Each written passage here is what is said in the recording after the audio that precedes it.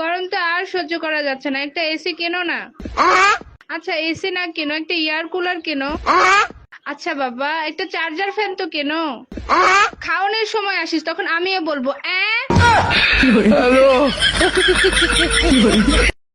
এই কি হয়েছে, তুমি ল্যাংড়ায় হাঁটতেছো কেন? তোমার জন্যই তো আমার এই অবস্থা, এখন আবার নাটক করো। দেখো বাজে কথা বলবা না, আমি আবার তোমার কি করছি? ভালো আম তো চোখে দেখো না, ল্যাংড়া আম খেয়েই তো আমার এই অবস্থা।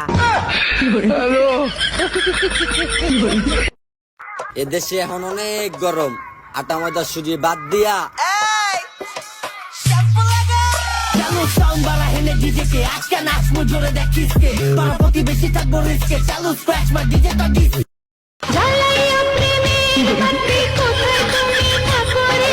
প্রবাসে থাকি মনে জানো না।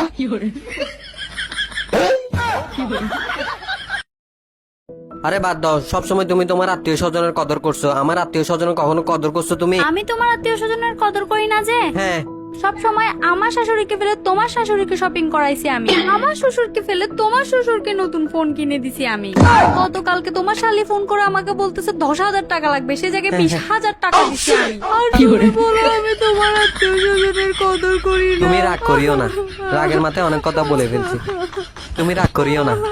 এই চোখে বউরা তো হয়ই খারাপ, যতই করুক। না তুমি খারাপ না, তুমি অনেক ভালো। তুমি খারাপ না, তুমি অনেক ভালো। আমি আসলে বিবাহিত। 6 মাস প্রেম করার পর তুমি আমাকে বলছো তুমি বিবাহিত? আমার ডিভোর্স হয়েছে। আচ্ছা সমস্যা নাই, তবু আমি তোমাকে ভালোবাসি আর বাসবো। আমার 4 বছরের একটা বাচ্চাও আছে। থাকুক, আমি সেটাও মেনে নিলাম। আমি আসলে স্কুলে পড়াই না, মানুষের বাসায় কাজ করি। থাকুক, তুমি তো আর চুরি করো না, মেনে নিলাম। ভাইয়া আমি আসলে মেয়ে না।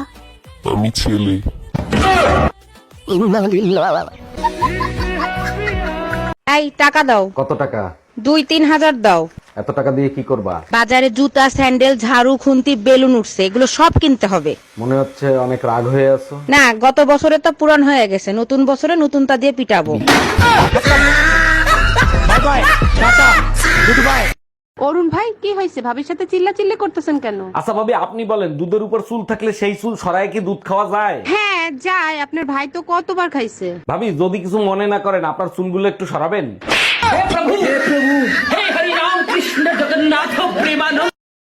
সুমন ভাই ভাবির কাছে ধরা খাইছে, আমি বুঝি না ঘরে বউ থাকতে গার্লফ্রেন্ডের কি দরকার। পুরুষ হলো বাইকের মতো, তার ডবল স্ট্যান্ড হলো ঘরের বউ আর সাইড স্ট্যান্ড হলো গার্লফ্রেন্ড। বেশিরভাগ সময় বাইক সাইড স্ট্যান্ডেই ঝুঁকে থাকে। তোমার সাইড স্ট্যান্ড যদি কোনোদিনও দেখি, স্ট্যান্ড গোড়া দিয়ে ভেঙে ফেলবো।